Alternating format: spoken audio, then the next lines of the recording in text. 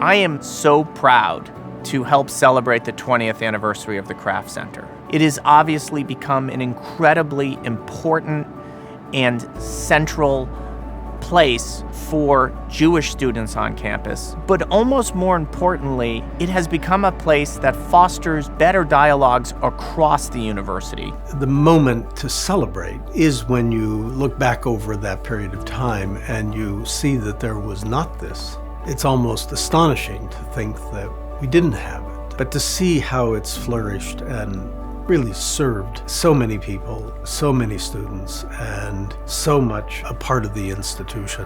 The 20th anniversary of the Kraft Center coincides basically with the 20th year that I've been on the board. It reminds me that my involvement's been pretty deep. It also lets me sit back and reflect on everything that we've accomplished. And I can really see it in the students that are here today. I see it in our graduates. When we dedicated the Torah, we had a dedication ceremony that started in Earl Hall, and then we walked with the Torah from Earl Hall to the Kraft Center to essentially signify the change from the time I was here to the time my children were here, and what a extremely positive arc that's been for Jewish engagement at Columbia. I would say now the Kraft Center is kind of in a dream state for what the original plan was and where it is now. For the Kraft Center to constantly be expanding its mission in year 20 is, in my mind, an amazing story.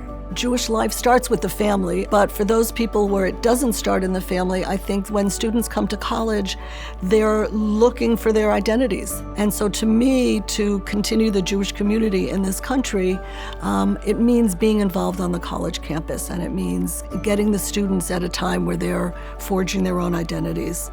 It's hard to imagine that the Kraft Center has only really been the Kraft Center for the past 20 years. The Jewish community at Columbia and Barnard has been here for a lot longer than that, but it's really only been the past 20 years that the Kraft Center has become an institution and a real presence and a part of students' and alumni's lives. And so it's really just beginning.